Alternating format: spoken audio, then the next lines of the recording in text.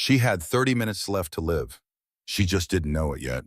The Wyoming wind didn't howl, it screamed, tearing across the open valley like something feral and furious, ripping snow from the ground and hurling it sideways through the darkness. Lena Brooks walked straight into it. Her coat was too thin, her boots were soaked through, and the only light left in the world was a faint orange glow on a distant ridge, a stranger's window 2 miles through waist-deep snow. Victor Hale had given her $20 and sent her out to die. She refused. If you've ever been thrown away and told it was your fault, this story is for you. Drop your city in the comments. Like this video, and don't you dare look away. The storm arrived the way certain disasters do not, all at once, but in stages, each one worse than the last. Each one carrying the quiet certainty that this time the mountain had made its decision. It began with a drop in temperature so sharp that the thermometer outside Caleb Hart's cabin window cracked clean down the middle sometime around noon. He noticed it when he came in from checking the fence line along the north pasture, ice already forming in his beard, his breath coming out in thick white clouds that didn't dissipate the way breath normally did. They just hung there, suspended like the air itself had gotten too cold to move. By 2 in the afternoon, the sky had turned the color of old iron, that particular Wyoming gray that meant the mountains had decided something about you and weren't interested in negotiation. By 4, the snow was horizontal. Caleb had seen 34 winters in these peaks. He knew what this one was. He brought extra wood inside, stacking it against the wall near the door in 3 careful rows. He checked the barn twice, making sure the latch was secure. The horses fed the gate closed tight enough that no wind could work it open during the night.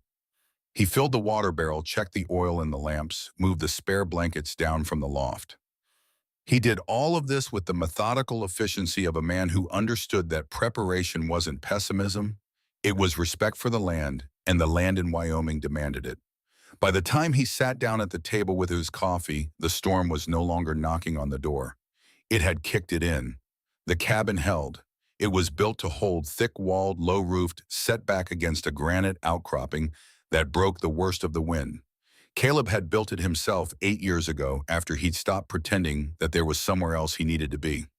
One room, a stone fireplace, a loft for sleeping, and walls that smelled like smoke and pine sap, and the particular quiet of a man who had made his peace with solitude. It was enough. It had always been enough.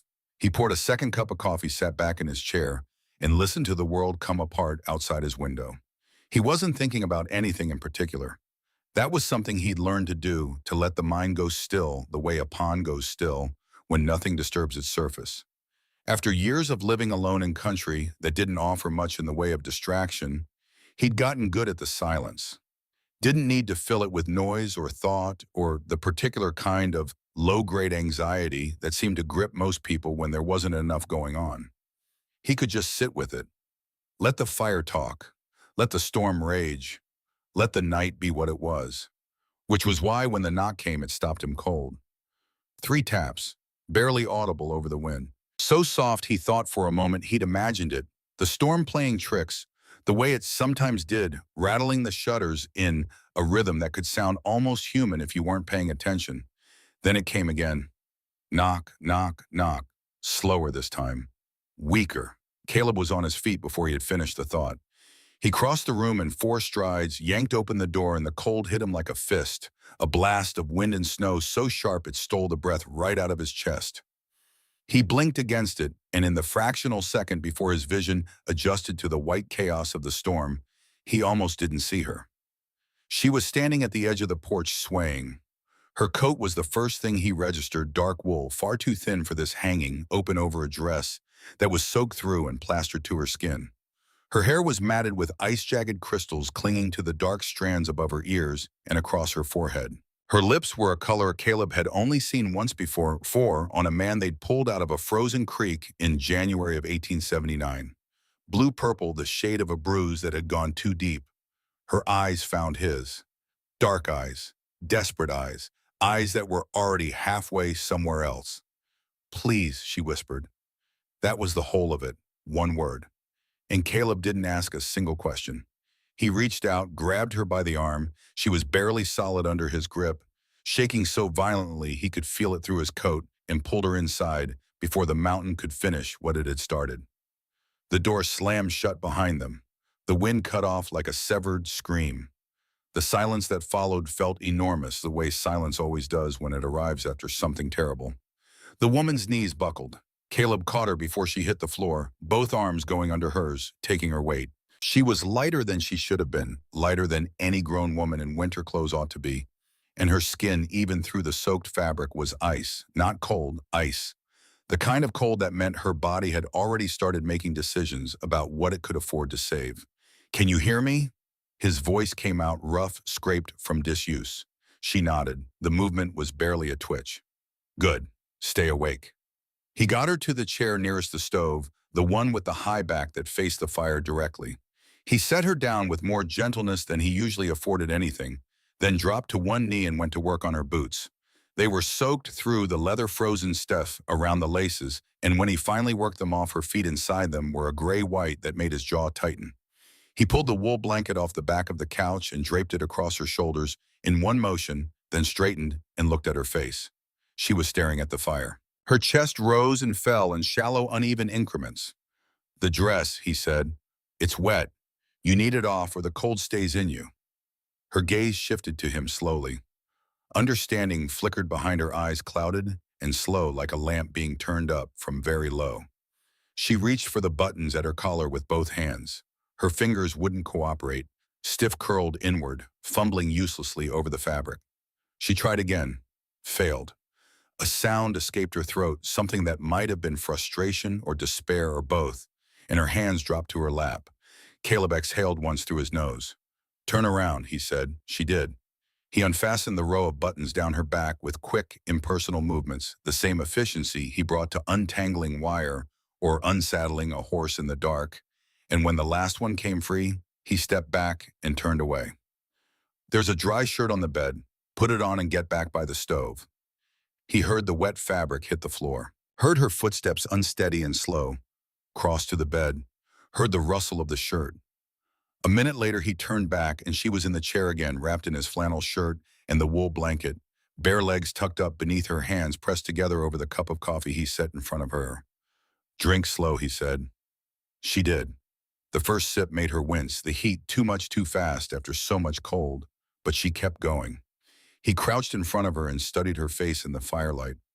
Late 20s maybe, dark hair drying slowly against her neck, eyes that were sharper now than they'd been 30 seconds ago, starting to focus, starting to reclaim themselves from wherever the cold had sent them.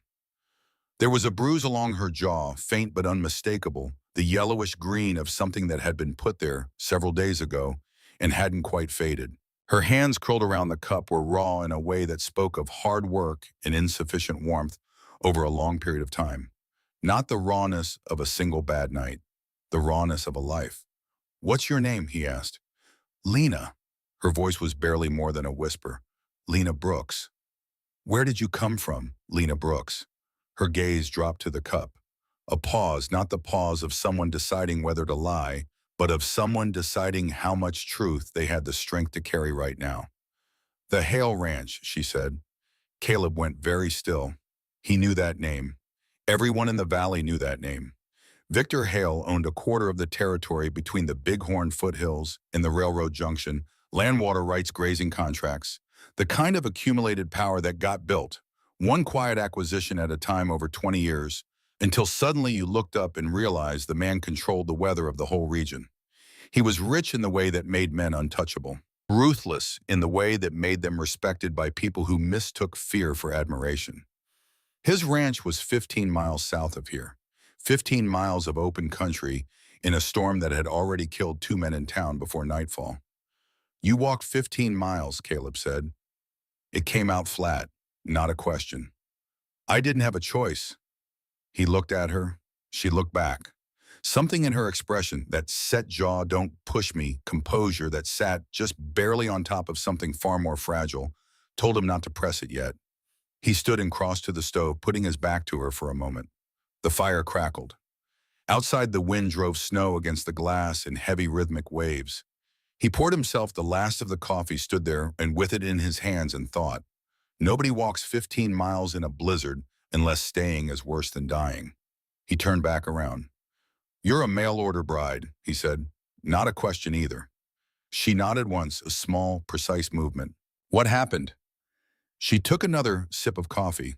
Her hands were steadier now, still shaking, but with the fine tremor of someone warming, rather than the violent shuddering of someone in crisis. When she spoke, her voice was controlled in the way that voices get controlled when the only alternative is coming apart entirely. I came west because I answered an advertisement, she said. A rancher looking for a wife, someone respectable, someone to build a life with. Her mouth twisted slightly at one corner, not a smile, not quite. That's what the letter said. Those were the exact words, build a life. She paused. Victor Hale took one look at me when I stepped off the stage and decided I wasn't worth the investment. He said I was too plain, too quiet, that he'd made a mistake and didn't see why he should be held to it. Caleb said nothing. He gave me $20, Lena continued, and told me to find my own way. This afternoon, in the middle of a blizzard. She looked at the fire. I tried the boarding house in town, full up. The hotel wanted payment in advance more than I had. So I started walking. A beat. I saw your light from the ridge. 2 miles through waist-deep snow, uphill, in the dark, with $20 in a canvas bag and a coat that belonged on a woman walking to church in October, not surviving a Wyoming winter. Caleb set his cup down on the counter. You can stay, he said. She looked up sharply. The surprise on her face was genuine, unguarded, in a way the rest of her expression wasn't. Tonight, he added, until the storm clears. After that, we'll figure something out. I don't have money to pay you. I didn't ask for money. She studied him for a long moment. Looking, he understood, for the thing beneath the offer, the condition attached the price that hadn't been named yet. He let her look. He had nothing to hide and no interest in pretending otherwise. Then why? She asked quietly. Because nobody deserves to freeze to death for being inconvenient. Something shifted behind her eyes. Not trust, not yet, not from a woman who'd learned what letters of promise were actually worth, but something that might have been the first crack in a door she'd been holding shut. She nodded once. Thank you, she said. He grunted, already moving toward the shelf for the skillet. Have you eaten? No. Figured. He pulled down the cast iron, set it on the heat. Salt pork and beans. Nothing fancy. It sounds like everything, she said softly, and the simplicity of it, the pure, unashamed gratitude in those 4 words landed somewhere quiet in Caleb's chest and stayed there. They ate at the table without much talking. Lena ate the way people eat when they have been hungry long enough to forget what full feels like, carefully at first, then with the focused intensity of someone remembering. When she set the tin plate down, it was clean. I haven't had a meal in 3 days, she said. She didn't say it for sympathy, just stated it the way you'd state the temperature or the distance between 2 points. Caleb looked at her across the table. Hale didn't feed you. Not after he decided I wasn't staying. The word he said in response was short and cold and flat, and Lena glanced up briefly, startled not by the word itself, but by the way he said it, as though it cost him nothing, as though he'd arrived at his opinion of Victor Hale without heat or performance, just the simple arithmetic of what the man had done. She looked away again. You'll take the bed, Caleb said, standing to collect the plates. I can't take your bed. You just walked 15 miles through a blizzard. That doesn't mean you'll take the bed. He said it the way he said most things, without room for debate, but without cruelty either. Just a fact stated and done. A beat. Then, okay. He banked the fire, checked the door, latch pointed toward the loft. She climbed the ladder slowly, each rung a deliberate effort, and disappeared into the darkness above. Caleb pulled his bedroll from the storage chest, spread it on the floor near the stove, and lay down with his boots still on, staring up at the ceiling beams. He should have asked more questions, should have thought harder about what it meant to shelter a woman Victor Hale had thrown away, should have considered the implications, the complications, the way the valley talked. He stared at the ceiling and listened to the storm dismantle the world outside. She was alive. Right now, that was the only fact that mattered. The storm didn't stop. It raged through the night and into the next day, piling snow higher than the cabin windows and turning the valley below into a white roaring void where nothing existed but wind and white and the deep grinding pressure of cold moving through everything. Caleb rose before dawn, broke trail to the barn through drifts that came to his chest, checked the horses, fed them, checked the cattle in the south pen, came back inside with ice in his beard and the raw windburned skin of a man who'd spent too long in temperatures that meant business. Lena was already awake. She was at the window when he came in, still wrapped in the wool blanket, watching the snow, with an expression he couldn't quite read, not dread, not despair, but something more considered, like she was assessing it, taking its measure. She turned when she heard the door. "How bad is it?" "Bad," he said, stomping snow from his boots. "2 more days at least, maybe 3. She nodded. Absorbed this. Moved to the stove and poured coffee into the tin cup he'd left on the shelf. She'd figured out where it was without asking and handed it to him when he crossed to the fire. He blinked at the cup in her hand, then took it. "Thank you," he said, and felt slightly wrong-footed, which was a feeling he didn't usually have in his own house. "I washed the plates," she said, "and I stoked the fire around 4 when it burned low. I hope that was all right." He looked at the dishes stacked neatly in the basin drying, looked at the fire burning steady and even. "It's fine," he said. "I want to help while I'm here. You're a guest." "I'm a burden," she said without self-pity or drama. Just fact in the same register she'd used to say she hadn't eaten in 3 days. "I'd rather not be." He looked at her. She looked back at him with those dark, direct eyes, the eyes of someone who was done asking for permission to be useful. "The woodpile needs organizing," he said finally. "Smaller pieces in front, bigger in back. Otherwise, when you reach for kindling in the dark, you end up with a lectern in a cold morning." Something that wasn't quite a smile touched one corner of her mouth. "I can do that," she said. And she did.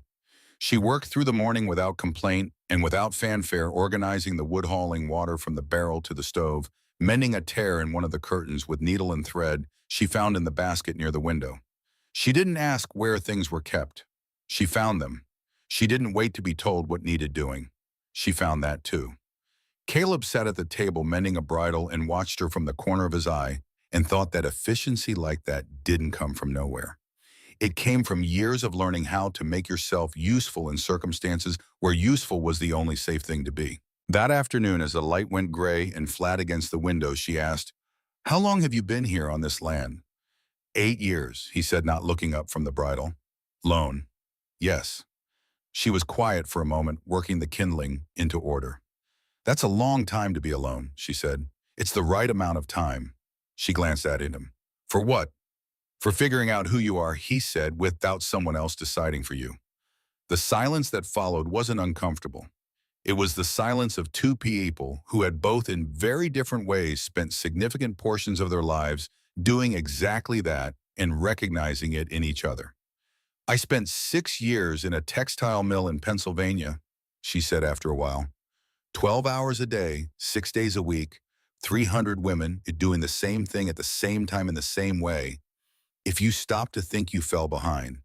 If you fell behind, you got fired. She set a log against the back of the stack with a precise click. "I saved for 2 years to afford the train ticket west." "Why leave?" "Because staying meant dying slowly." She said it simply without melodrama. "The mill was killing girls my age. Lung sickness, accidents. I watched 3 women collapse at their stations in 1 year. I decided I'd rather take my chances on something I chose." She paused. "Or so I thought." Caleb set down the bridle and looked at her directly for the first time since the conversation started. "For what it's worth," he said, "you made it farther than most would have. I made it to your door half dead." "You made it," he said. "There's a difference." She held his gaze for a moment. Then she looked away, back at the woodpile, but something in her posture had shifted, something minute and almost imperceptible, like a door that swung 2 degrees more open. That evening, they ate venison stew from the Dutch oven and the bread she'd figured out how to make in his cast iron skillet, and Caleb asked her the question he'd been turning over since the night before. "What do you do when the storm clears?" She wrapped her hands around her cup, stared into it. The fire popped and shifted behind her, painting her face in alternating gold and shadow. "I don't know yet," she said finally, "but I know I'm not going back to Hale, to anyone who thinks they own me." She looked up. Her eyes were steady. "Fair enough," Caleb said. And outside, the storm raged on, indifferent and absolute, while inside the cabin, 2 strangers who had each spent too many years alone began very quietly and without acknowledging it to learn the rhythm of existing in the same space. On the third morning, Caleb woke to silence. He lay on his bedroll for a moment in the pre-dawn dark, listening to the absence of sound, no howling, no rattling glass, no deep structural groan of wind forcing itself against the walls. Just the faint creak of cooling timber and the soft tick of the stove, and from above the slow, even breathing of a woman who was for the first time in what he suspected was a long time, genuinely asleep. He dressed quietly and stepped outside. The world had been remade. Snow covered everything in an unbroken, immaculate white that caught the first thin light of morning and turned it silver. The pines along the ridge were bowed under the weight of it, their branches swept low, heavy and silent. The sky above was the pure, pale blue of deep winter, cloudless, enormous, so clear it felt almost aggressive. The air was still. After 3 days of that sound, that unrelenting, furious scream of wind, the stillness was so complete it almost rang. Caleb stood on the porch for a long moment and breathed it in. Then he went to the barn. When he came back, Lena was awake, standing at the window in the first gray light, with her hands wrapped around a coffee cup, looking out at the transformed valley with an expression he'd seen on people's faces when they had expected to doss and woke up anyway. That stunned, slow-dawning recognition that the world was still there, that they were still in it. She turned when he opened the door. "It's over," he said. "I know." She looked back at the window. "What happens now?" Caleb hung his coat on the peg and crossed to the stove. He poured a cup and stood with it, thinking about the question, which was the right question and deserved an honest answer. "Now we dig out," he said. "Clear the paths, check the animals, make sure nothing got damaged." He paused. "After that, you decide." "Decide what?" "Whether you leave or stay." She turned from the window and looked at him. Not with surprise, this time she'd had 3 days to think, and he'd watched her thinking, the quiet, careful way she worked through things, not rushing to conclusions, not making decisions on borrowed ground. "If I stay," she said slowly, "what does that mean?" "Means you work, pull your weight, earn your keep." He met her eyes. "Same as me, not as a servant, as a partner." The word is sat in the air between them, carrying more weight than he'd intended maybe, or exactly the weight he'd intended. He wasn't entirely sure there was a difference. "Why would you offer me that?" she asked. "Because I could use the help," he said, "and because you've already proven you're not afraid of hard work." She was quiet for a long moment, studying him with those sharp, assessing eyes, looking for the lie he understood, looking for the condition attached, the thing underneath. There wasn't anything underneath. He waited while she found that out for herself. "I'll stay," she said. "Good. No ceremony, no promises. Just a decision made and accepted the way two people might settle a dispute over a fence line, with a handshake and a look, and the understanding that both parties meant what they said." They spent the rest of the day digging out. Caleb showed her how to break trail, how to clear snow from the barn roof before the weight could compromise the structure, how to check the horse's legs for any sign of cold injury. She worked without complaint and without wasted motion, learning fast, asking smart questions only when the answer wasn't something she could figure out herself.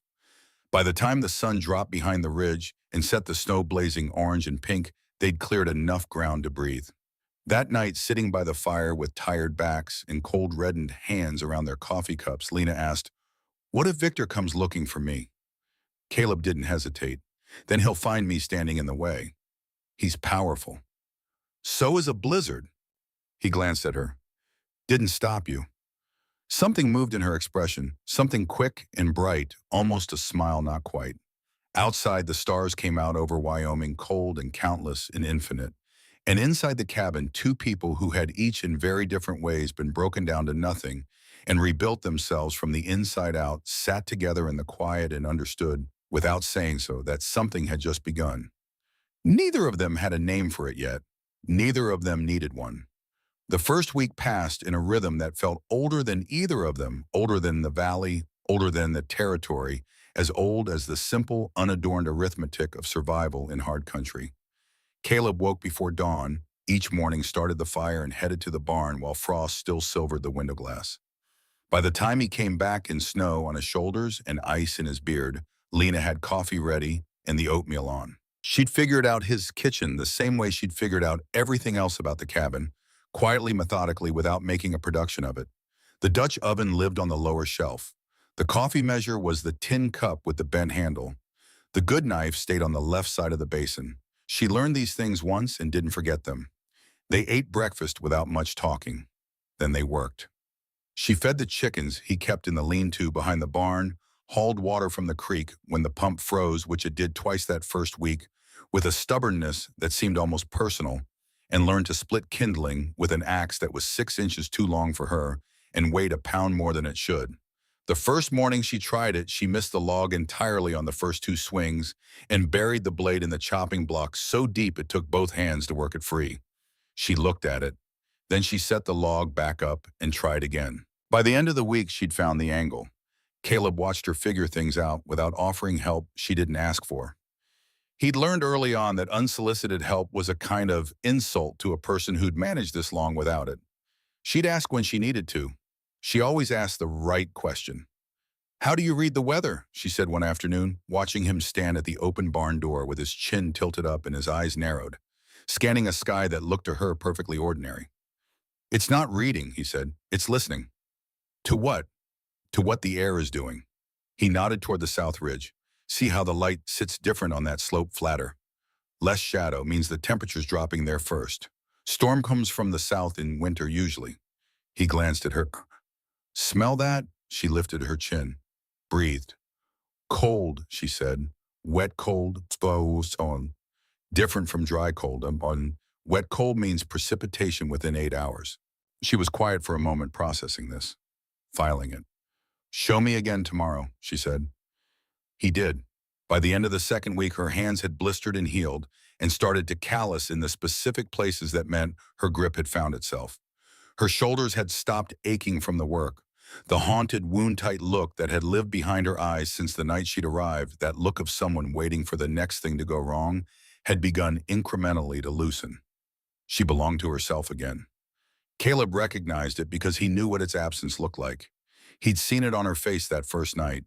He could see it leaving now day by day like frost burning off a window in morning light. He didn't say anything about it. He just moved through the days the way he always had, except now there was someone else moving through them with him. One evening near the end of the second week, Lena stood at the window watching the sun drop behind the mountains, turning the snow rust in gold and deep violet. Caleb sat at the table oiling a saddle, running the cloth along the leather in long, careful strokes. He caught her reflection in the darkening glass, the angle of her face, something quiet and searching in her expression. "Thinking about something?" he asked. She turned. "I was thinking I haven't thanked you properly." "You thank me every day. You work." "That's not the same thing." "It is to me." She crossed her arms, studying him with the directness he'd come to recognize as simply how she looked at things, not challenging, just clear. "You're a hard man to figure out, Caleb Hart.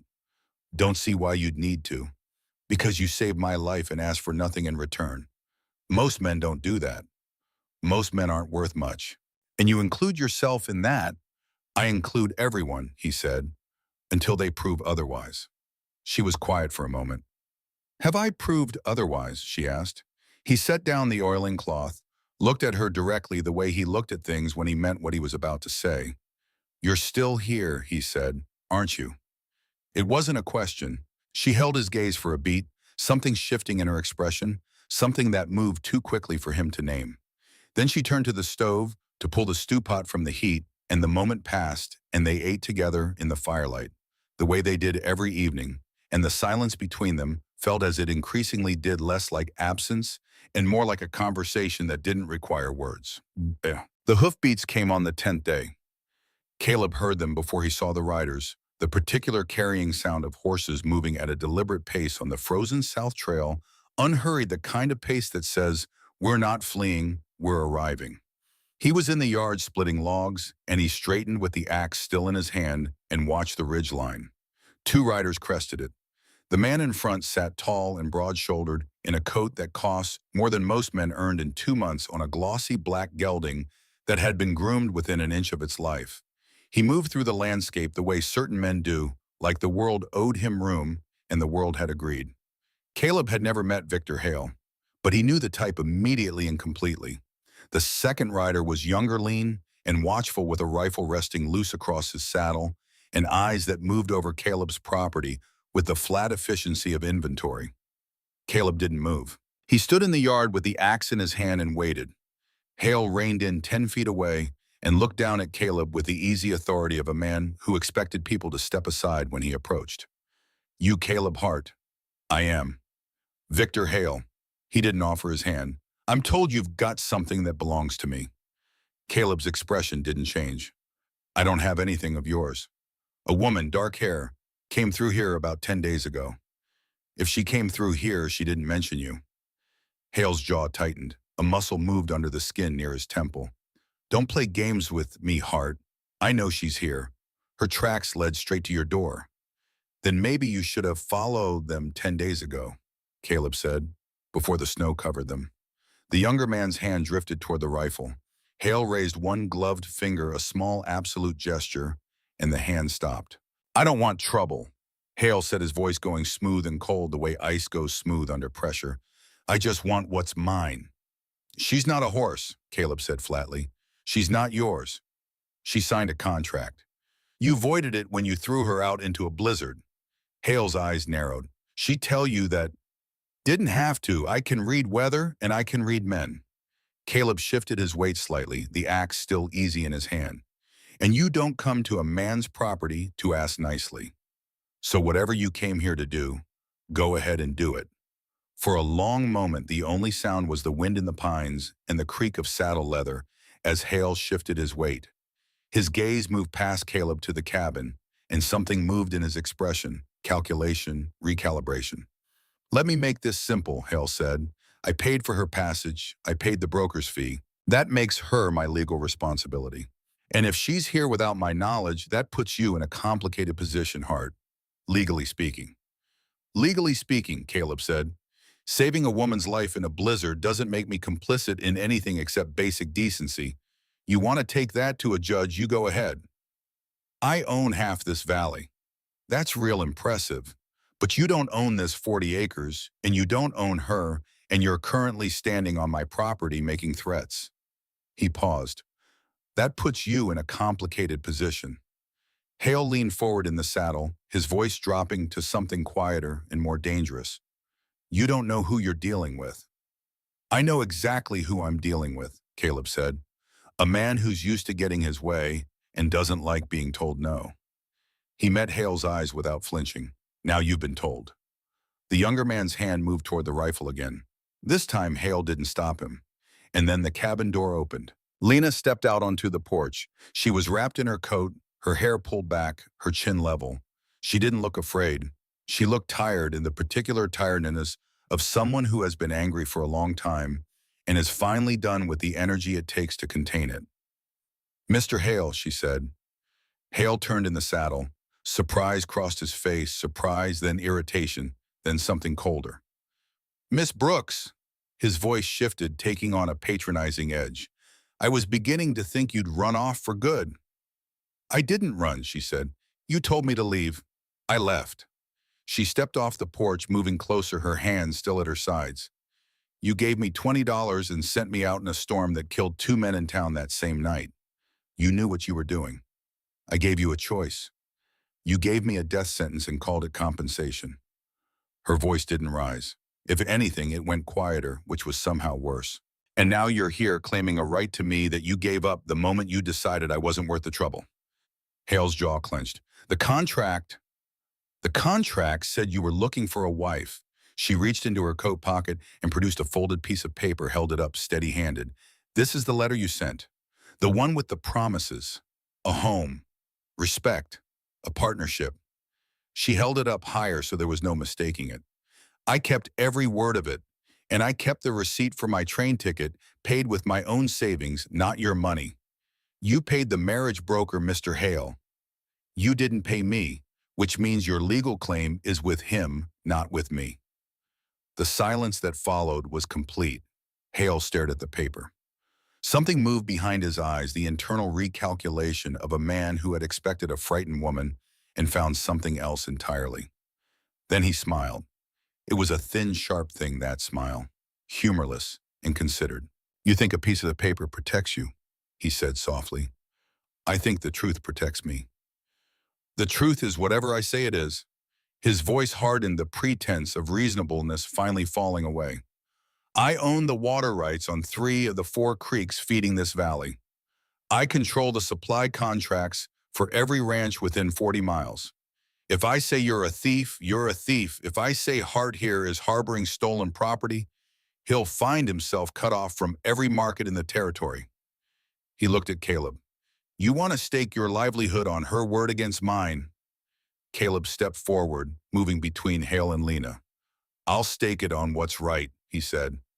Hale's smile widened. Then you're a fool. Maybe, but I'm a fool with an axe and a very short tolerance for men who threaten women on my land. He glanced at the younger man whose hand was back on the rifle. You pull that all the way out, Caleb said, quiet as weather. You'd better be ready to use it, because I don't miss from this distance. The young man's hand went still. Hale looked at Caleb for a long moment, then at Lena. Something worked in his expression, rage, calculation, the particular fury of a man who is used to being the last word in every room he enters. This isn't over, he said. Yes, it is, Lena said. You don't want me, Mr. Hale. You never did. So let it go. Hale pulled his reins tight and turned the gelding in a sharp half circle. His rider followed. They rode back down the south trail without another word, their figures diminishing against the white expanse until the sound of hoofbeats faded into the wind. Caleb and Lena stood in the snow and watched them go. When they were gone, Lena let out a slow, quiet breath. Her shoulders dropped half an inch. He'll be back, she said. I know. I've put you in danger. I shouldn't have stayed. You didn't put me anywhere. Caleb turned to look at her. I chose this. Why? Because he's wrong. He said it the way he said everything that mattered, simply without decoration. And because you're right, he nodded toward the cabin. Come on, it's cold. Inside, Lena sank into the chair by the stove and let her hands shake. She'd been holding them still through sheer will, and now that there was no one left to hold still for, they shook in her lap like leaves. Caleb put coffee in front of her without a word. I was so scared, she admitted. You didn't look it. I didn't want to give him the satisfaction. Caleb sat across from her. The fire popped. Outside, the light was fading the sky, going a deep, clear blue over the mountains. That letter, he said, you really kept it. Every word. She pulled it from her pocket again, unfolding it carefully. I read it 100 times on the train. I thought it meant something. It did, Caleb said. It told you what kind of man he was. She looked up. Because he made promises he didn't intend to keep, he said. A man's word is the only thing that matters here. He broke his before you even arrived. He tapped the table once, a quiet, certain gesture. That letter's proof. You were smart to keep it.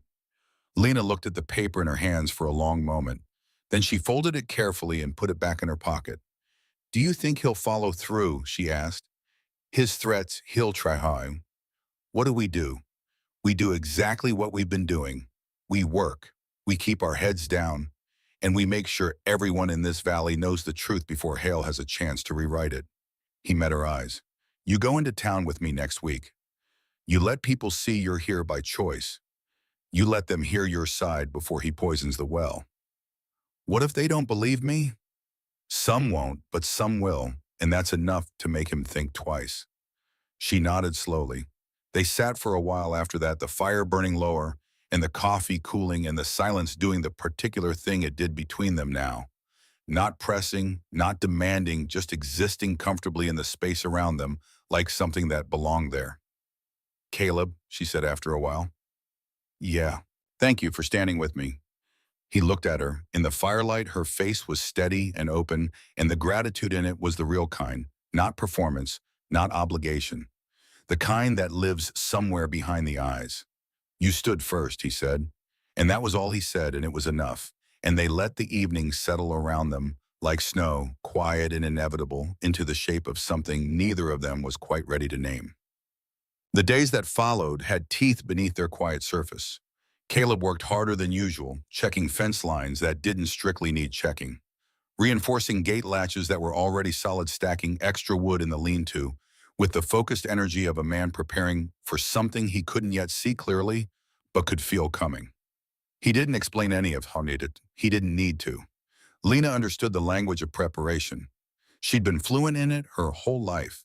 She worked beside him without being asked. learning the ranch the way she'd learned everything else about this place from the inside out, through repetition and observation and the quiet satisfaction of figuring things out. She learned to read the horses' moods by the angle of their ears. She learned which cattle were the wanderers and which were homebodies.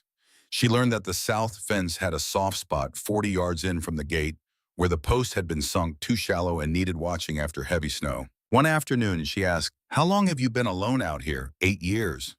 That's a long time. It's the right amount of time. He drove the pitchfork into a hay bale. For figuring out who I am without anyone telling me. She leaned against the stall door, considering this. I understand that. I spent 6 years in a mill where 300 women did the same thing at the same time in the same way. If you stop to think, you fell behind. I spent years disappearing into the noise. She paused. Coming west was supposed to be different, but I just traded one kind of invisible for another. He looked at her. You're not invisible now. No, she agreed quietly. I'm not. Something moved between them in the dim light of the barn, the kind of recognition that doesn't need translation. Two people who'd spent too long being told they were less than they were, standing in a hay-scented afternoon, discovering they weren't. Caleb picked up the pitchfork. Come on, 3 more bales before dark. They worked until the sun set and the temperature dropped and their breath came in clouds, and when they trudged back to the cabin in the blue-gray dusk, snow crunching under their boots, Lena felt the kind of tired that honest work produces, deep and clean, and immediately forgiving of itself. That night, the dream came. She woke with a jolt, Hart slamming tangled in blankets. Hale standing in the cabin doorway, that cold smile on his face while the walls burned around them, and Caleb lay motionless on the floor. The image was so vivid she could smell the smoke, and for 3 disoriented seconds, sitting upright in the dark loft, she wasn't sure it wasn't real. She climbed down from the loft quietly barefoot on the cold wood floor and crossed to the window. Outside, the world was silver and still under a half moon. Nothing moved. Can't sleep. She spun around. Caleb was in the chair by the stove, a blanket across his shoulders, watching her with the calm attentiveness of someone who hadn't been asleep. I didn't hear you, she said. I don't sleep much. She crossed her arms, suddenly aware that she was standing in his shirt and not much else. Bad dreams. Something like that. He stood and poured coffee from the pot he'd kept warm on the stove, then held the cup out to her. She crossed the room and took it. The warmth went through her hands immediately. I keep thinking about what he said, she admitted. About coming back. He will. Doesn't that scare you? Caleb considered this with the seriousness he brought to real questions. Fear is just information, he said. Tells you what matters, what you're not willing to lose. And what aren't you willing to lose? He looked at her. Oh. The fire was low, just in embers, but enough light to see his face clearly. That quiet, unguarded expression that she'd begun to understand meant he was saying something true. This, he said, what we've built here. Her throat tightened. 3 weeks. That was all. And yet the word we landed with the weight of something much longer. I don't want you to lose everything because of me, she said. Then don't leave. He said it simply, without drama, like something he'd already decided and didn't need to negotiate with himself about.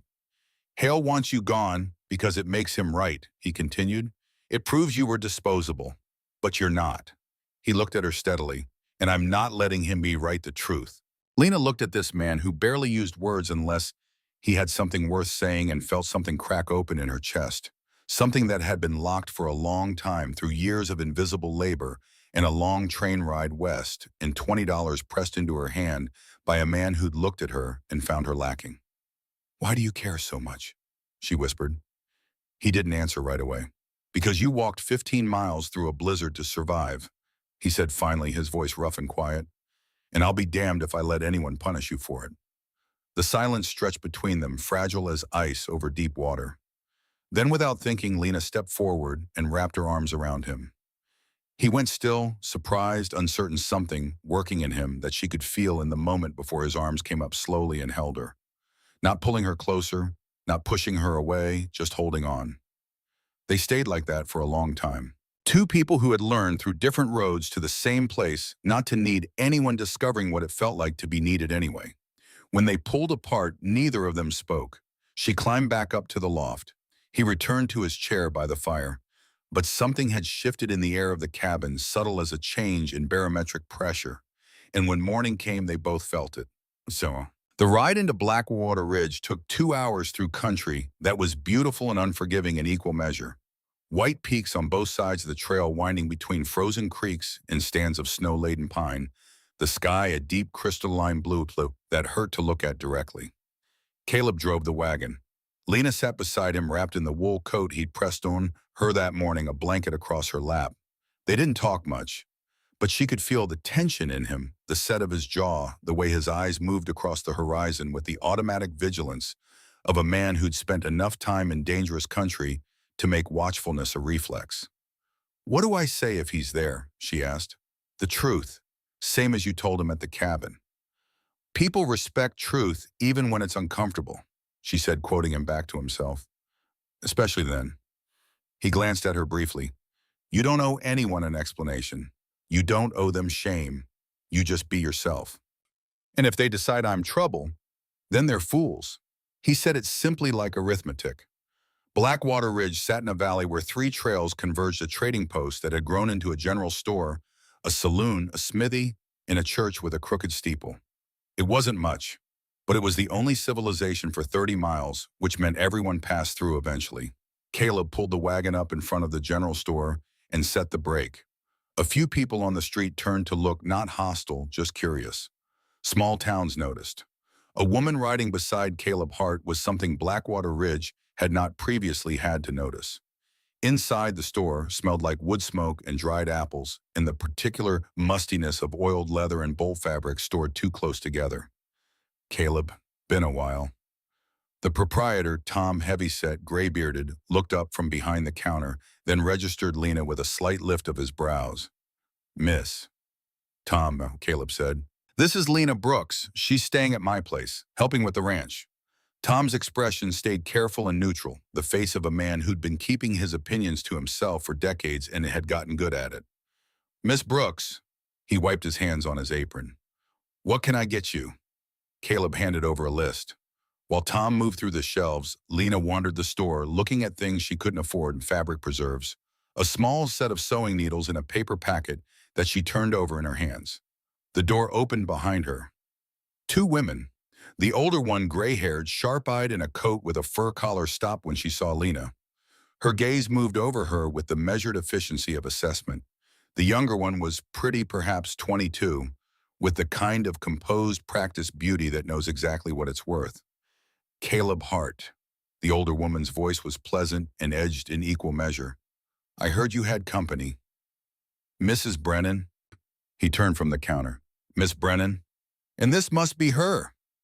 Mrs. Brennan looked at Lena with the deliberate neutrality of someone who has already made up their mind. The mail-order bride who didn't quite work out. The words fell into the store's quiet like a stone into still water. Lena felt the heat rise in her chest and held it there. "Lena Brooks," she said. "Ma'am." "Oh, I know who you are," Mrs. Brennan said pleasantly. "Everyone does. You caused quite a stir running off from Victor Hale's ranch in the middle of a blizzard." "I didn't run. I was sent away." "That's not how I heard it." "Then you heard wrong." The younger one, Caroline, stepped forward. Her smile was composed and sharp as a letter opener. "It must have been difficult, being rejected like that. I can't imagine how humiliating."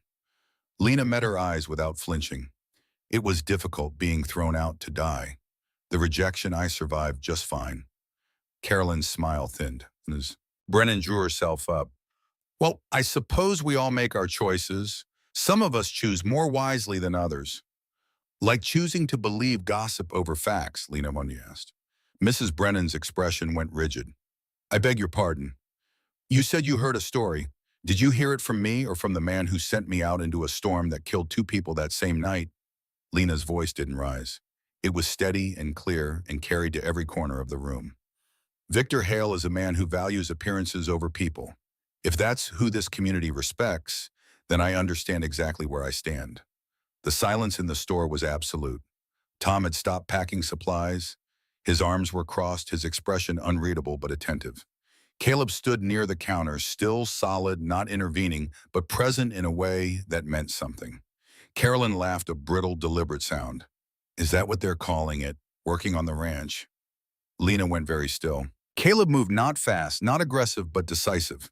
He stepped forward, and the shift in his posture was quiet and absolute, the way a mountain is quiet. Careful, he said. Mrs. Brennan raised her chin. We're only concerned for propriety, Mr. Hart. Surely you understand how this looks. I understand, Caleb said, that you're making assumptions that aren't yours to make. He looked at Tom. You've known me 8 years. Ever known me to lie? Tom shook his head slowly. Can't say I have. Then believe me when I say Miss Brooks is exactly what she claims to be. A woman who survived something she shouldn't have had to survive and who's earning her place in this valley, same as anyone else. He looked back at Mrs. Brennan. And anyone who wants to make something ugly out of that says more about themselves than it does about us. Mrs. Brennan's mouth thinned. She said something about reputations and the road not lasting forever. And Caleb said that his reputation didn't seem to be serving him too well in this conversation anyway, and picked up the supplies. As they moved toward the door, Caroline's voice came after them, sweet and deliberate. I hope you are worth all the trouble you're causing him, Miss Brooks. Lena stopped, turned. I hope someday, she said quietly, you're fortunate enough to need help and receive it without conditions. It might teach you something about kindness. Then she walked out without looking back. Outside the general store, the cold hit her like something honest. Caleb loaded the supplies into the wagon without speaking. Lena climbed up beside him, and she was aware that her hands were shaking now, not with cold, but with the particular aftermath of holding yourself together in front of people who want to see you fall apart. The adrenaline draining, the cost coming due. I'm sorry, she said quietly. I didn't mean to make things worse. You didn't make anything worse. Caleb picked up the reins. You told the truth. That's not something to apologize for. They're going to talk. They were already talking. Now they know you won't be silent while they do. He clicked his tongue and the horses moved forward, pulling out onto the frozen main street. A few people had stopped to watch. She could see Mrs. Brennan in the general store window, her face arranged into an expression of practiced disapproval. But Tom, she noticed, had given Caleb a nod as they left.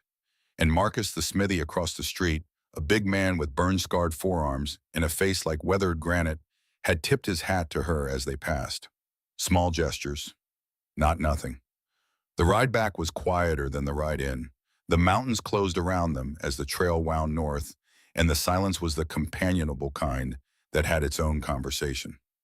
The smithy, she said finally. He tipped his hat. Marcus, Caleb's voice was thoughtful. He's been in this valley 20 years, knows how things work, knows who Hale is. Is he someone who matters? In this valley, Marcus's opinion weighs more than most. People trust him. He glanced at her. He tipping his hat to you was noticed. She absorbed this. Do you think Hale will hear about today? He'll hear. Someone will tell him. A pause, and then he'll make his move. How do you know? Because men like Hale don't let challenges stand. You embarrassed him twice, once at the cabin, once in town. He'll need to reassert himself. The question isn't if, it's when. Lena stared at the road ahead, the horse's breath rising in steady white clouds. I wish I'd never answered that advertisement. If you hadn't, you'd be dead in a mill somewhere. Maybe. A pause. But at least I wouldn't have dragged you into this. You didn't drag me anywhere. He said it with quiet certainty. I saw someone who needed help, and I helped. That's not your fault. That's just what happened. But now you're in danger because of Mena. I've been in danger before. I'll be in danger again. He looked at her, and his expression was the kind that doesn't need much behind it. I'd rather be in danger standing next to someone worth standing next to than safe and alone. The words settled between them, solid and true, like ground after a thaw. Lena looked at him, this quiet, stubborn man who had pulled her out of a blizzard and fed her and given her his bed, and now stood between her and a man with the power to ruin everything he'd spent 8 years building, and felt something inside her that had been holding itself apart begin slowly and irreversibly to lean toward him. I don't know what I did to deserve you, she said softly. You walked 15 miles through a blizzard. He kept his eyes on the road. I'd say that's enough. Okay. By the time they reached the cabin, the first new flakes were beginning to fall. Not a storm, not yet, but carrying the weight of one building. Caleb unhitched the horses and led them to the barn. Lena carried the supplies inside, put them away, and stood at the window, watching the snow come down, with the particular attention she'd begun to pay to the sky, reading it the way he'd shown her. Wet cold, she thought. Precipitation within 8 hours. She'd learned to read the weather. The thought settled in her chest with a warmth she hadn't expected. That night, they sat by the fire, and Lena asked the question she'd been carrying since the ride back. What if he does it? Shuts you out of the markets, controls the water. Then we find another way. He was mending a harness, his hands moving with practiced ease. Hale controls a lot, not everything. You've worked this ranch for 8 years, and I'll work it for 8 more. He looked up. He can make things hard. He can't make things impossible. Not if we don't let him. She sewed a tear in her dress in silence, thinking about this. You have more faith in things working out than I do, too, she said. I have faith in doing the work, he said. That's different. A beat. Things working out, that part's never guaranteed. But if you do the work and tell the truth and don't back down, you've got a better chance than if you don't. She looked at him across the fire. His face in the lamplight was angular and weathered and utterly certain of itself, not with arrogance, but with the particular sureness that comes from knowing exactly who you are. I've never had that, she said. Certainty like that. You have it now. He said it simply. You just don't see it yet. Bam. It happened 4 days later. Caleb was out checking the south fence line when he found it 3 sections cut clean, the wire ends sharp and deliberate. His cattle were scattered across the open range, mixed in with a herd wearing Hale's brand. Separating them would take days. He sat on his horse for a long time looking at the damage. Not an accident. A message. He rode back to the cabin and told Lena. Her face went pale, then still, then set. He did this. Someone working for him, same difference. What do we do? Round them up, separate what's ours, fix the fence. She looked at him. That'll take days. Then we'd better start. They rode from before dawn until after dark for 2 days straight, cutting Caleb's cattle out of the mixed herd one by one in bitter cold, working in near silence, communicating with glances and gestures that had over the past weeks developed their own grammar. By the end of the second day, they'd recovered most of the herd, but the fence still needed posts reset and wire restrung, and they came back to the cabin exhausted in a way that went into the bones. The next morning, they found the barn door pried open. Nothing taken. Footprints in the hay, careful, deliberate, moving through every stall. A reminder. They were being watched. Lena stood in the barn doorway looking at the footprints. He's not going to stop, she said. No. Then what's the point of fighting back? Caleb turned to look at her. His expression was harder than she'd seen it, not angry exactly, but stripped of the quiet patience it usually wore down to something underneath. Something that had been forged in harder country than this. The point, he said, is that if we don't, he wins. And if he wins here, he'll do it again to someone else, somewhere else. He crossed to her, his voice even and certain. We're not just fighting for us, Lena. We're fighting to prove that men like him don't get to decide who survives. She looked at him for a long moment. Then something straightened in her, something she could feel vertebra by vertebra, like a spine being reset. Then we fight, she said. Yeah, Caleb said. We fight. The sabotage came in slow, deliberate waves designed to exhaust rather than destroy. A water trough overturned, spilling a week's stored water into the frozen ground. Tool handles snapped clean through the brakes, too sharp to be accidental. Gate latches loosened overnight so that horses wandered into the pre-dawn dark and had to be tracked through knee-deep snow. Each incident was small enough to deny, large enough to cost time, labor, sleep, the cumulative weight of vigilance that never quite switches off. Caleb understood what Hale was doing, grinding them down from the inside, waiting for the moment when exhaustion made the easier choice look reasonable. He refused to let it be reasonable. Every morning he assessed the damage and fixed it. Every evening he reinforced what had been weakened. And every night across the table over simple food and strong coffee, he and Lena sat together and were still standing, and that was enough. She matched his pace. She had to fight herself for it. Sometimes he could see it in the tight set of her jaw when she found a broken tool, the quick suppression of something that might have been fury or despair. But she swallowed it and picked up what was next, and he respected her for it in a way that had grown past admiration into something more fundamental. They had become, without ceremony or declaration, a unit. It was Tom who told Caleb the next part. Caleb had ridden into town alone for supplies, and Tom had been quieter than usual, careful in the way people are careful when they're deciding how much to say. "People are talking, Caleb," he said without quite meeting Caleb's eyes. "You know how it goes." "What kind of talking?" Tom glanced toward the window. "That you're protecting her because there's more to it than work. That Hale had a right to turn her away, and you're interfering in his business. That she's brought nothing but trouble." He stacked the supplies with methodical hands. "Caroline Brennan's been talking. Says she saw the way you two looked at each other. Says it's improper. Mrs. Brennan's been repeating it to anyone who'll listen." Caleb felt his jaw tighten. "Since when does Caroline Brennan decide what's proper?" "Since her father owns the land office and her mother runs the church auxiliary." Tom finally looked at him. "I'm not saying they're right. I'm saying be careful. Hale's got the influence to turn this valley against you if people start believing his version instead of yours." Caleb paid for his supplies and left.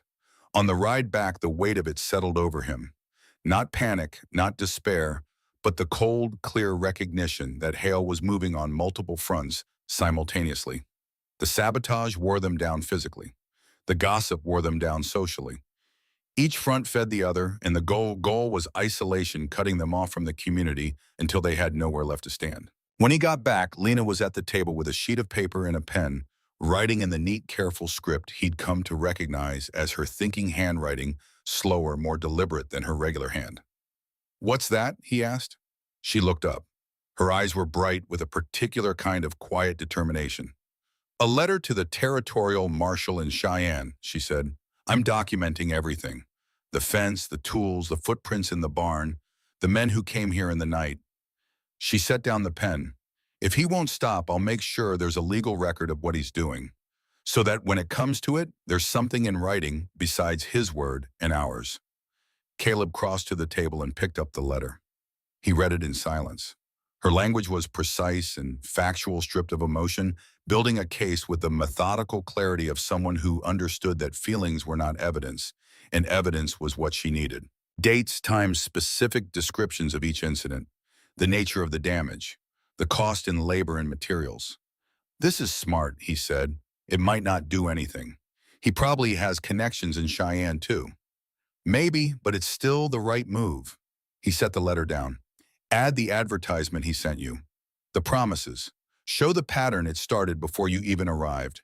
A man who makes promises he doesn't intend to keep and destroys people when they survive his broken promises." She nodded and picked up the pen.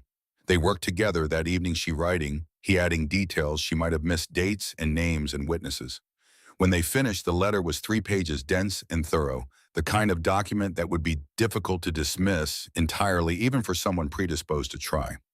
Caleb rode into town alone the next morning to post it. He didn't tell Lena about the looks he got at the post office. He didn't tell her about the conversation he overheard outside the saloon. Two men whose voices he recognized as belonging to ranchers whose grazing contracts ran through Hale's land, talking about how Hart had lost his mind over a woman who wasn't worth the trouble. He just came home and said the letter was sent and went back to work. That was enough for now. 2 nights later, Caleb woke to the smell of smoke. He was on his feet before his eyes were open. The smell was wrong, sharp, chemical, the particular kind of smoke that didn't come from a fireplace. "Lena!" She was already moving at the edge of the loft. "I smell it. Get dressed, now." He yanked on his boots and coat, grabbed the rifle, and opened the door. The barn was on fire.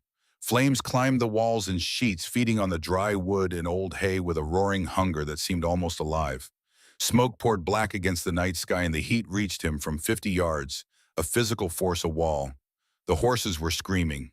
He ran. Lena was right behind him, already shouting something he couldn't hear over the fire sound. He hit the barn doors and threw them open, releasing a wall of smoke that hit like a fist.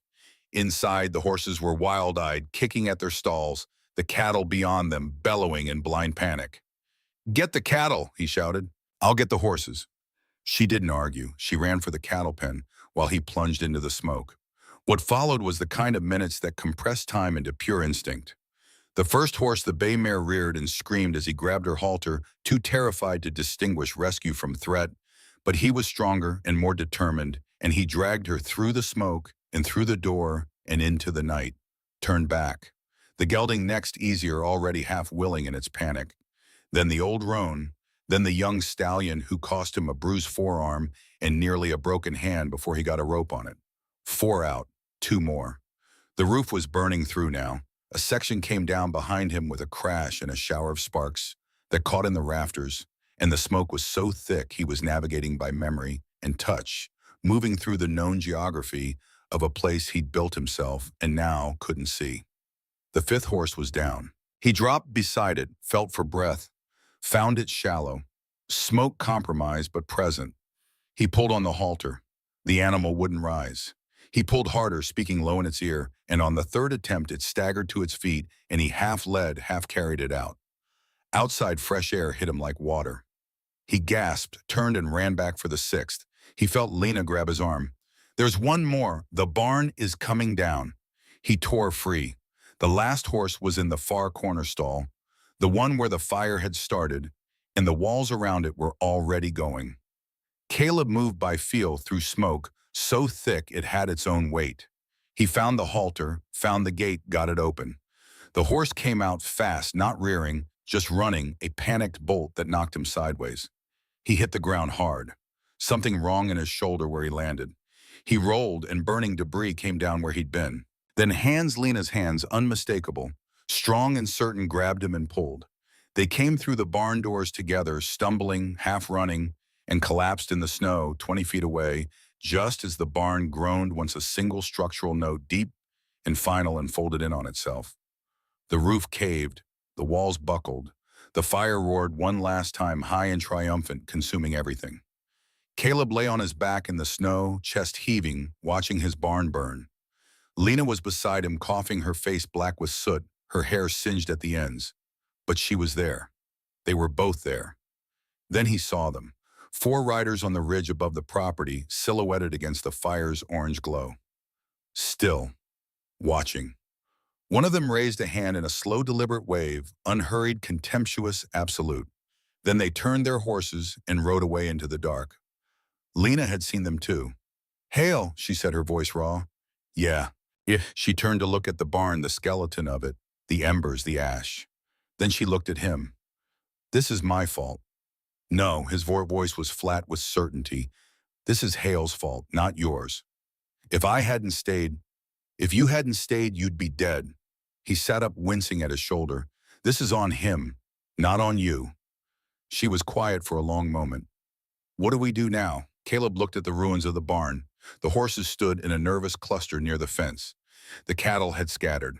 8 years of work, 3 different barns he'd built, because the wind kept trying to take them gone in an hour. Now he said, "We prove it." By dawn, half the valley had arrived.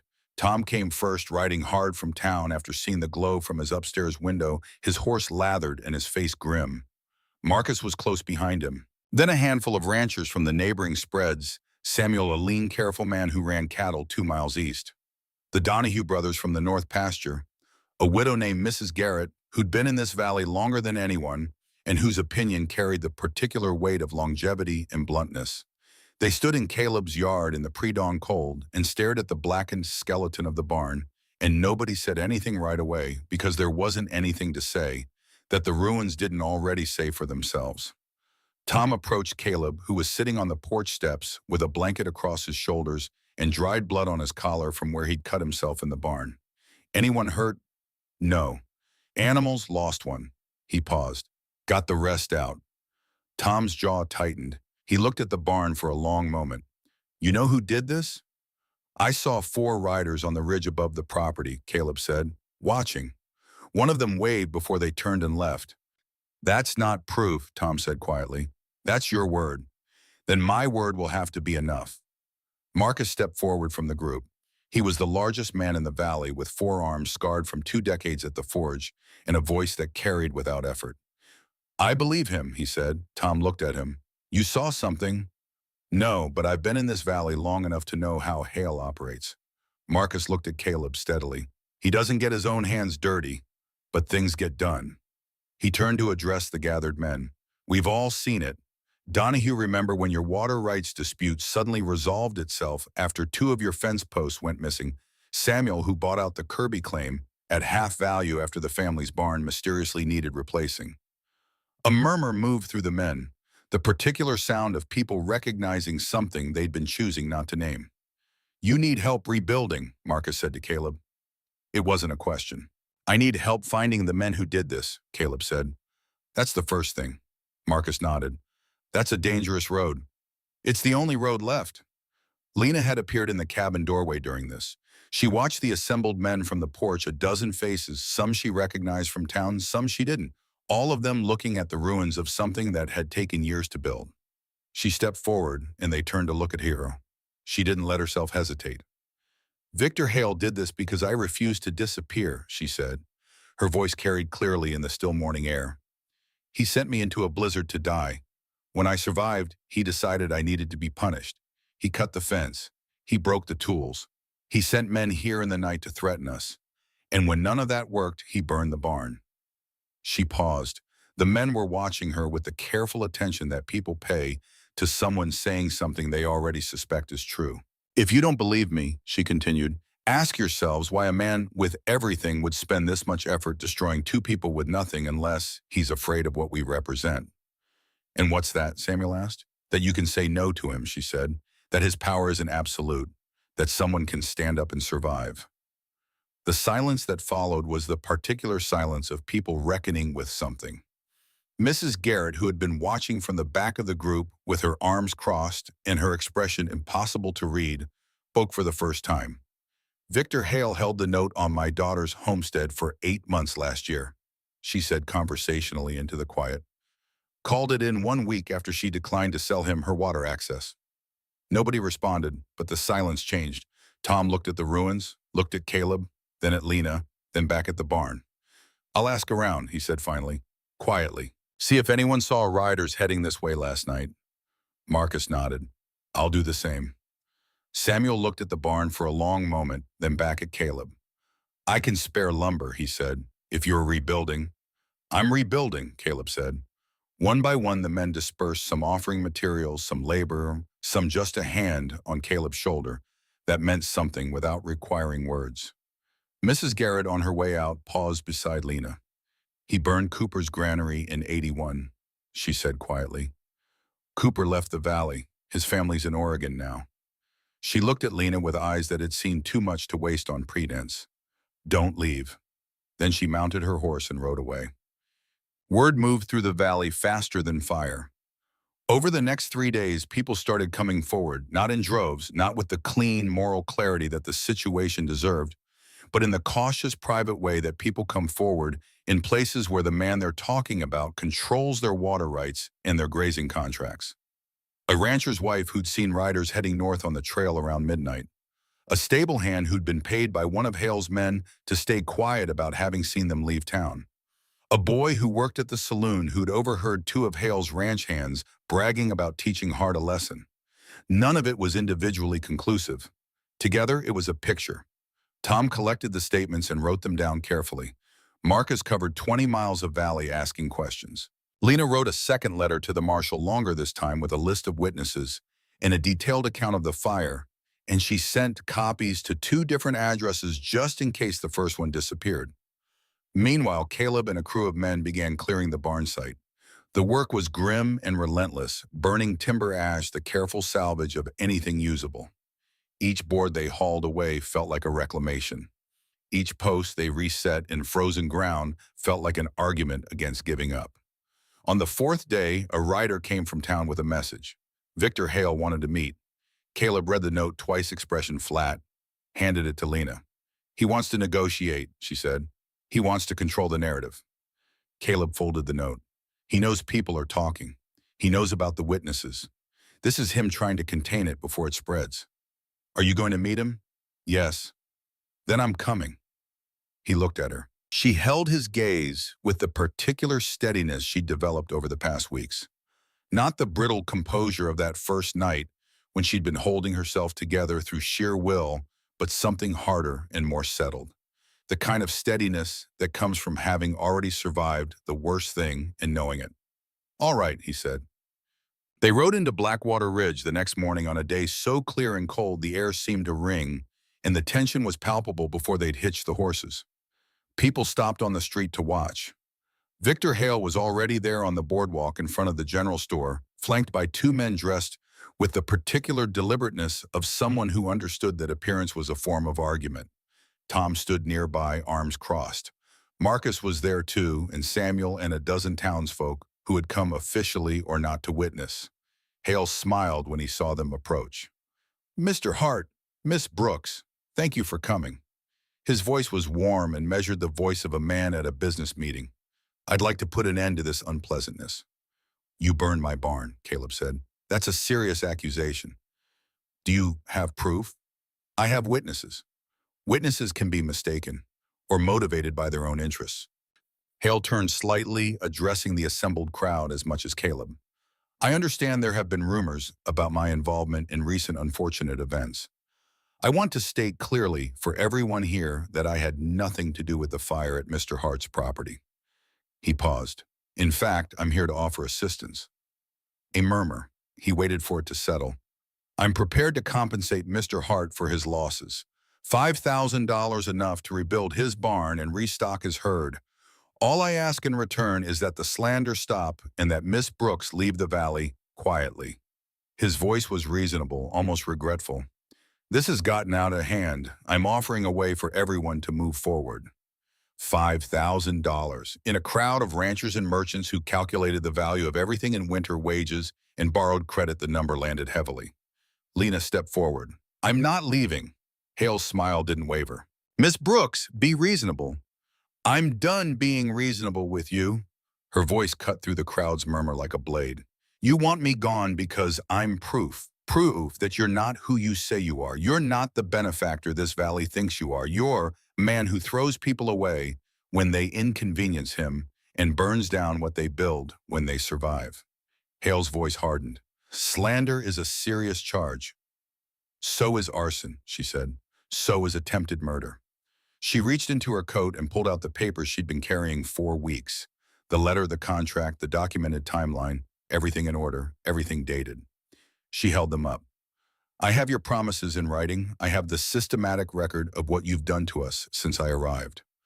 I have witness statements, and I have sent copies of all of it to the territorial marshal." She looked at him steadily.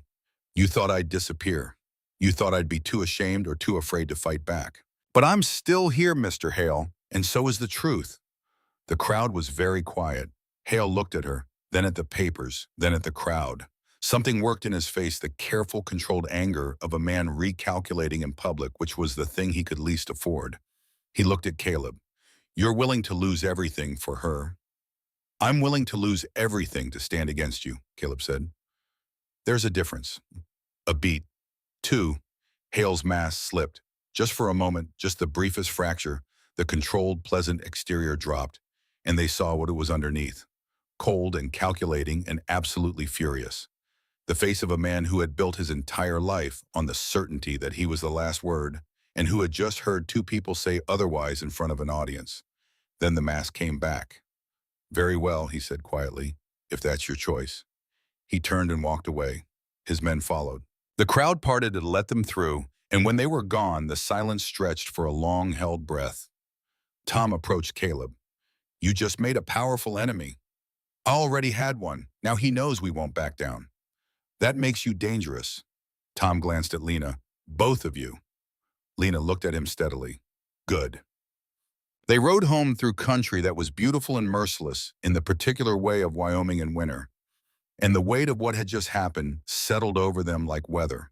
Not relief exactly, but the strange clarity that comes after a thing is done that can't be undone.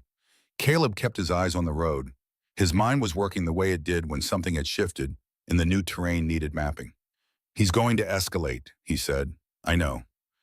He's lost the narrative, lost the high ground. Men like that don't absorb those things quietly." "What do you think he'll do?" "Whatever he thinks will break us." He paused. "He's been doing this in stages, each thing slightly worse than the last, testing how much we can take before we fold." He glanced at her. "Now that the public approach failed, he'll go private, and he won't be subtle about it this time." Lena was quiet for a moment. her hands folded in her lap, thinking with that careful, unhurried thoroughness that he'd come to recognize as one of the things he most valued about her. "Then we need to be ready," she said. "We will be." When they reached the cabin, Caleb climbed down from the wagon and helped Lena down, and they stood for a moment in the yard looking at the charred skeleton of the barn against the white sky. The smell of old ash was still in the air. The horses were in the temporary shelter they'd rigged in the first days after the fire, adequate, not comfortable, a stopgap that would need to become something real. "He's not going to let this go," Lena said. "No." She turned to look at him, and her eyes held something he'd seen growing there over the past weeks, a resolution that had been hardening incrementally since the first night she'd walked in out of the blizzard and told him what had happened to her without crying about it. "I want to ask you something," she said. "Ask. If this gets worse, if it comes to a point where it's a choice between my safety and this ranch, what do you do?" He looked at her for a long moment. "Both," he said. She shook her head slightly. "That's not an answer." "It's the only one I have." He held her gaze. "I'm not sending you away, Lena. I'm not going to look back at the eyes and think I handed you over to be erased because it was easier than fighting." He paused. "And I don't think you're asking me to." She looked at him for a long time. The wind moved between them. "I'm not," she said. "Then we prepare. We make sure the cabin is as secure as I can make it. We make sure the witnesses know what's at stake. We stay visible, stay together, and we don't give him a moment of weakness to move through." She nodded slowly. "And we tell the truth," she said. "Every time. To everyone." "Every time," he agreed. That night after dinner, they sat by the fire in the kind of quiet that had become, over the past weeks, the most natural thing in either of their lives. Caleb worked on a leather repair. Lena wrote in a small journal she'd started keeping dates and details and the names of people who had come forward, a record of everything, because records were the only thing that outlasted the people who tried to rewrite them. "Can I ask you something?" she said eventually. "Yeah. Why did you really let me stay that first night and every night after? What made you decide I was worth all this trouble?" He set down the leather, stared into the fire for a long moment. "Because you reminded me of something I'd forgotten," he said. "That survival isn't enough. That there's a difference between existing and living." He looked at her. "You could have given up. In the blizzard, when hail came, when the barn burned. But you didn't. You kept fighting. And I guess I wanted to remember what that felt like." Lena's eyes glistened in the firelight. "I wouldn't have made it without you," she said quietly. "None of it, the letters, the witnesses standing up to hail. I couldn't have done any of it if you hadn't shown me that I mattered." "You always mattered," he said. "You just needed someone to see it." "You saw it?" "Yeah," he said. "I did." The space between them felt charged with something that had been building for weeks, something they had both been careful around, the way you're careful around things that could change everything. Lena reached up slowly and touched his face, her palm against his jaw, light, deliberate, a question more than a statement.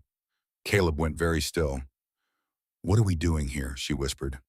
"I don't know," he admitted, "but I know I don't want to stop." She leaned in and he met her halfway. The kiss was slow and certain, tasting of coffee and wood smoke, and the kind of conviction that comes from having faced something terrible together and chosen each other anyway. When they finally pulled apart, her forehead rested against his, and they stayed like that for a long moment, breathing together in the firelight. "Whatever comes next," she said quietly, "I'm glad I knocked on your door." "So am I," he said. Outside, the wind had come up again, not a storm, just the valley talking. Inside, the fire burned steady, and the cabin that had always been enough for one person became quietly and irrevocably something more. So they had 3 nights of that peace before everything came apart. Caleb woke to the sound of breaking glass. He was on his feet instantly, rifle already in his hand, the habit of 34 Wyoming winters, overriding sleep completely. The smell reached him a half-second later, sharp chemical, the unmistakable stench of kerosene. The cabin was on fire. Not the barn this time. The cabin. A burning bottle had come through the east window and shattered on the floor, spreading flame across the wooden planks in a fast, hungry wave. A second window shattered a moment later, another bottle, and suddenly fire was in 2 places at once, climbing the curtains, catching the edge of the shelf, the dried herbs Lena had hung there 2 weeks ago going up like kindling. "Lena, I'm here." She was already down from the loft, blanket in her hands, moving toward the nearer of the 2 fires. "No, get out." Outside voices, the heavy impact of something against the front door once, twice. Caleb threw the water bucket on the closer fire. It slowed but didn't stop. He grabbed Lena's arm. Back door, now. But now. They went through the back while the front door came in. Caleb heard men pour through the front of the cabin as he pulled Lena into the cold night air, and he put himself between her and the cabin and fired once through the broken window, not to kill, to scatter, and then they ran, into the darkness, into the trees. The sound of pursuit close behind them, shouting, crashing through the underbrush. A shot rang out. Bark exploded from the tree, 6 inches from Caleb's head. They're shooting to kill. He grabbed Lena and pulled her down behind a fallen log, both of them gasping breath coming in clouds. He checked the rifle's chamber in the dark by feel alone. How many, she whispered. At least 4, maybe more. Can we make it to town? Not on foot, not in the dark. He thought for 3 seconds. We need the horses. They're in the temporary shelter, south side of the property. If we circle through the trees, come around from below. They'll be watching the shelter. One of them will, which means the others are spread out in the woods. He looked at her in the dark, could barely see her face, just the white of her eyes, the steady focus in them. I need you to trust me. I trust you, she said without hesitation. They moved through the trees in silence, Caleb leading, navigating by memory through terrain. He'd walked 1,000 times, Lena right behind him, matching his pace without being asked. Twice they froze as searchers passed within yards of them, the glow of a lantern moving through the pines so close they could hear breathing. Both times they waited motionless, and the lanterns moved on. When they reached the south fence line, Caleb peered through the darkness at the temporary shelter. One man, back turned, watching the burning cabin. I can draw him off, Lena murmured beside him. Absolutely not. While you get to the horses. She was already picking up a rock from the frozen ground. You have a better plan. He didn't. She threw the rock into the trees 20 feet to their left. It crashed through branches and hit the ground with a heavy thud, and the man spun toward the sound rifle coming up. He moved toward it, and Caleb ran. He untied both horses with fingers that were clumsy from cold, swung up bareback in one motion, and turned back just as Lena came sprinting out of the darkness.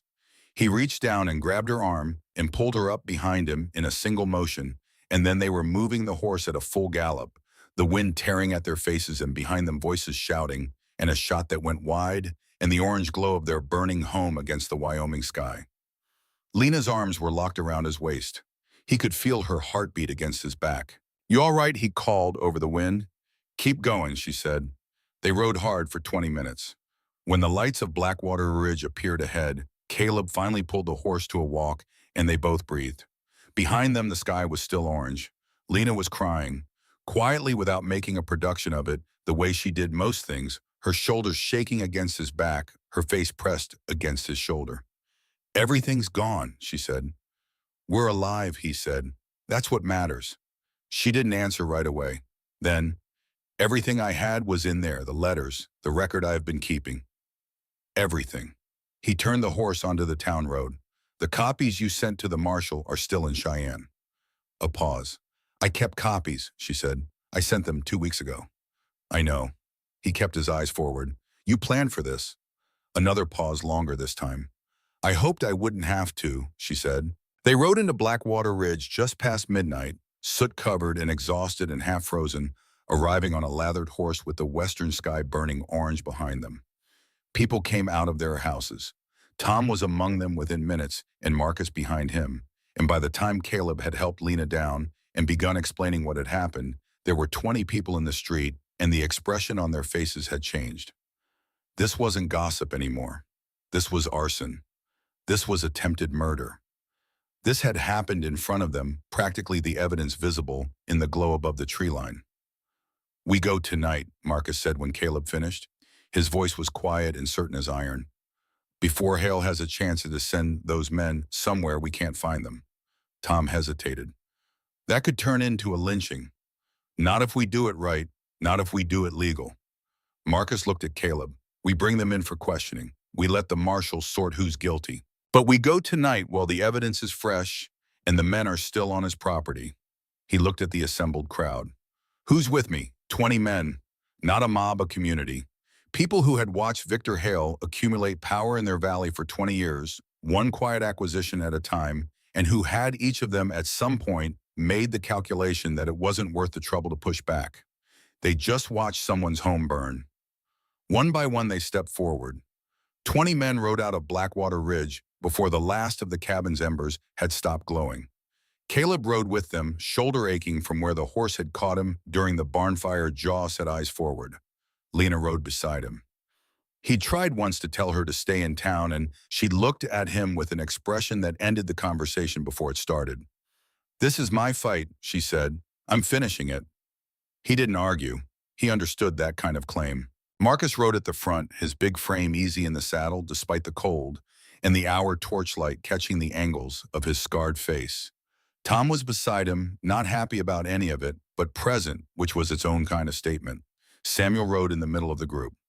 The Donahue brothers. Mrs. Garrett, who had put her horse in at 71 years old and dared anyone to object. No one did. The Hale Ranch appeared at the edge of dawn, a sprawling compound of barns and bunkhouses, larger than anything else in the territory built by Anthena, with the particular ostentation of a man who wanted his wealth to be visible from a distance. Lights were on in the main house. Someone had seen them coming. Victor Hale stood on his porch when they rode in, flanked by 8 of his men. He was dressed composed and wearing the expression of a man who had prepared for this moment and intended to manage it. "Gentlemen," his voice was even, "Miss Brooks, to what do I owe the honor?" Tom rode forward. "We're here for the men who burned Caleb Hart's cabin tonight. We have witnesses who saw riders leaving your property heading north at approximately 10 o'clock. We're taking those men in for questioning." "You're making a serious mistake," Hale said pleasantly. "All my men have been here all evening. I can produce a dozen witnesses." "Your witnesses?" Marcus said. "Nevertheless." "Victor," Tom's voice was quiet and direct. "The territorial marshal is on his way here now. He left Cheyenne 2 days ago. Miss Brooks sent him a letter with witness body statements dated incidents and documentation of a pattern going back weeks." He paused. "You can cooperate tonight, or you can wait for him to arrive tomorrow. But those men are answering questions either way." Something moved in Hale's eyes, a calculation, the reevaluation of a hand he'd thought was stronger than it was. Then one of his men stepped forward. He was young, not much older than 20, with the particular look of someone who had been told he was doing one thing and had discovered he was doing something else entirely. He stopped at the edge of the porch steps and looked at Tom. "I'll talk," he said. Hale's voice came immediately. "Shut your mouth, Reed." "No, sir." The young man's voice was steady, if not entirely calm. "I signed on to work cattle, not to burn houses with people inside them." He held up his hands, and even in the torchlight, the blisters were visible, recent burns still raw. "I was there tonight. So were Jake and Garrett and Cole.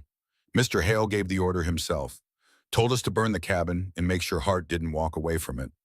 The words fell into the pre-dawn silence like stones into still water. "He's lying." Hale's voice had lost its pleasant register. The mask was slipping, and what was underneath it was cold and ugly, and for the first time slightly afraid. "This is a conspiracy, and I'll have every one of you." "I've got the kerosene bottle in my saddlebag," Reed said. "Still smell like smoke. I kept it." He looked at Tom. "I didn't want to be the only one who knew what happened." 3 other men stepped away from Hale's group, slowly, deliberately, the particular movement of people who have decided that the side they're on is the wrong one and that there's a cost to staying. Marcus looked at Hale. Tom looked at Hale. 20 riders looked at Hale. And Victor Hale, who had spent 20 years being the last word in every room he entered, ran out of things to say. Victor Hale. Tom's voice was official, now the voice of a community that had found its limit. "You're being detained on suspicion of arson and attempted murder pending the marshal's arrival. You'll be held under community supervision until proper authorities take custody." He nodded to Marcus and 2 others. "Take him." Hale tried once to stand on his authority to invoke his water rights and his grazing contracts and the accumulated economic leverage of 2 decades. His remaining men didn't move. They'd seen which way this was going, and there wasn't enough money in the territory to make a man die for someone else's ambition at 5 in the morning with 20 witnesses and a confession in the air. Marcus took Hale by the arm and walked him off his porch, and that was the end of it. The sun came up on a valley that looked exactly the same as it always had, the peaks white and enormous. The sky, the clear pale blue of deep winter, the light coming in long and level across the snow-covered flats. Everything the same, everything different. Caleb and Lena sat on the steps of the general store and watched Blackwater Ridge wake up around them. Borrowed blankets, borrowed coffee, nowhere to go home to. Tom came to them around 7. Marshall arrives tomorrow, he said. With Reed's confession and the other 3 and your documentation, Hale won't be able to buy his way out of this one. Not with a federal charge. He paused.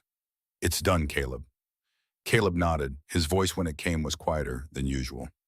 Thank you, he said. Tom tipped his hat and walked away. Marcus appeared a few minutes later. Samuel's organized a work crew. They want to start clearing the cabin site this week. Lumber's already been pledged enough for a proper rebuild. He looked at Caleb. You won't be doing it alone.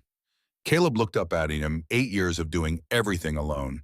He didn't have words for what that meant right now. So he just nodded, and Marcus understood without requiring more. When they were alone again, Lena leaned against Caleb's shoulder, and he put his arm around her, and they sat like that in the morning light for a long time, not talking. What happens now, she said finally. Now we rebuild. The cabin's gone, the barn's gone. We have nothing. We have each other. He said it simply. And the truth and the people who showed up tonight.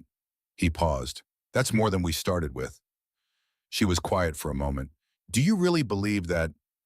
He looked at her, this woman who had walked out of a blizzard and into his life and remade it, and who had fought for it beside him with everything she had, and never once asked him to fight her battles for her, only to stand beside her while she fought them herself. Yeah, he said, I do. She leaned her head against him a little more. Then so do I, she said. The rebuild took 2 months. It went faster than it would have gone alone, faster than anything Caleb had built before, because the valley came and kept coming. Not just the men who'd ridden out that night. The widow Garrett arrived with 3 cords of cured pine and her late husband's carpentry tools, and a no-nonsense efficiency that put men half her age to shame. Tom's son, who was 17 and strong as an ox, showed up every Saturday for 6 weeks without being asked. The Donahue brothers brought stone for the foundation. Marcus did the ironwork, hinges, latches, window frames, and refused payment. They raised the barn first.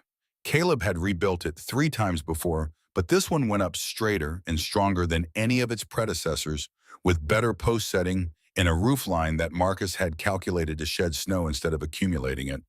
Then the cabin, bigger this time. That was the community's decision. Not Caleb's. They kept adding rooms as they framed it up until he stopped arguing about it and started thinking about what the extra space might be for. A proper kitchen with room to move around in, a separate bedroom, a sitting room with a window that faced the mountains. Lena worked alongside the men every day, and after the first week, nobody made any comment about it.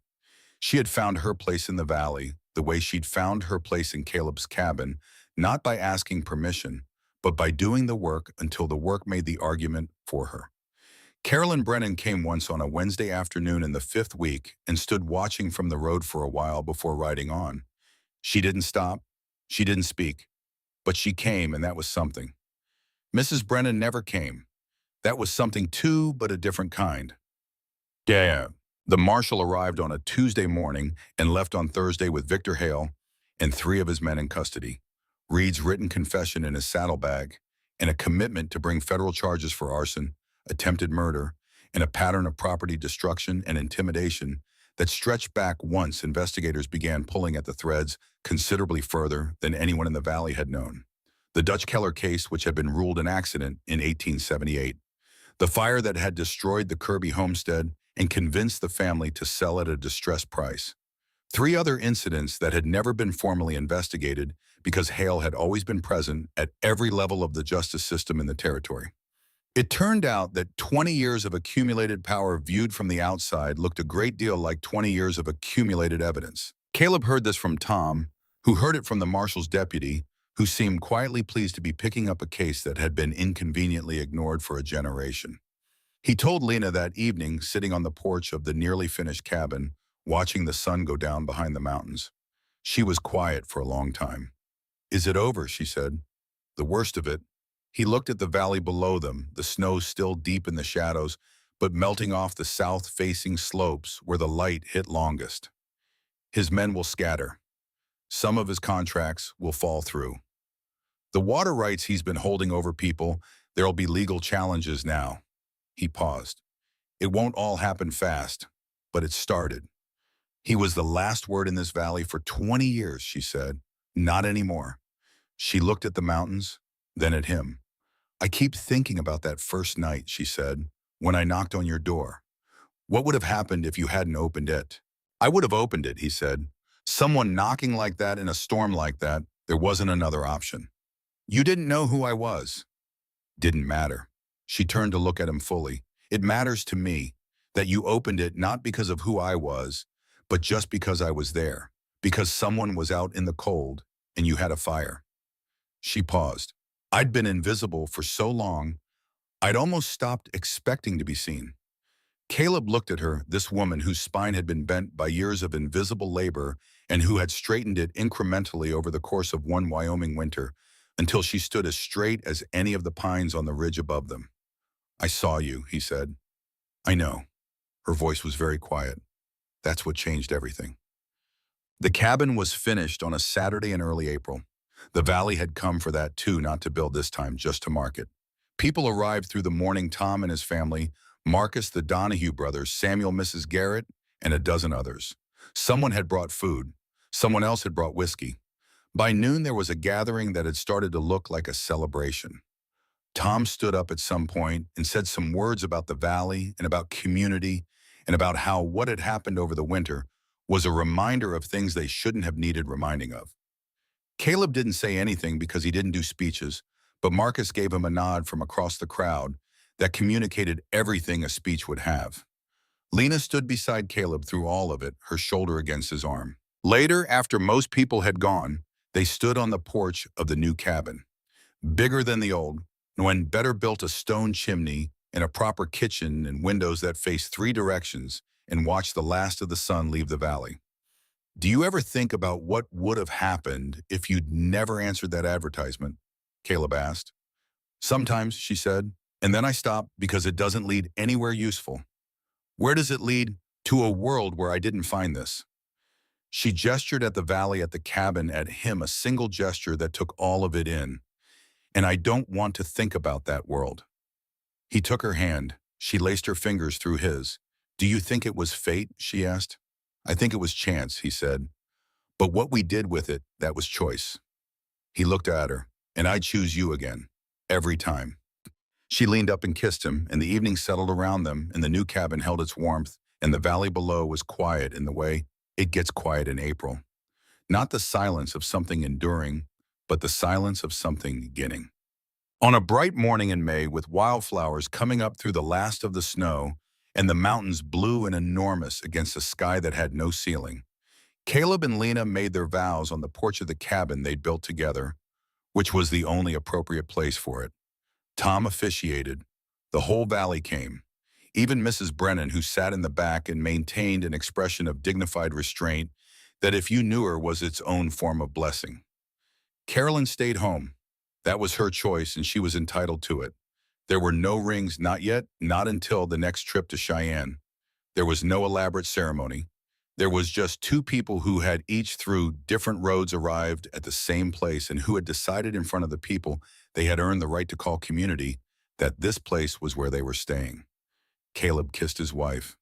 The valley erupted. That evening, they sat on their porch and watched the sun go down over the land they had fought to keep, and the horses grazed in the new pasture, and smoke rose from the chimney, and the air smelled like pine and April and possibility. What do you want? Lena asked. Not urgently, not anxiously, just asking. Caleb thought about it. This, he said, what we've already got, and more years of it. More years is all I want too, she said. They sat together until the stars came out one by one over Wyoming, and the valley was dark and immense, and theirs and the cabin behind them was warm, and the future was a thing they'd earned the right to imagine. It had started with a storm and a stranger's door and 3 soft knocks. It had become a life, not the life either of them had planned, Not the life either of them had been promised, but the one they had chosen together from the wreckage of the lives that had tried to bury them, and it was more than enough. It was everything.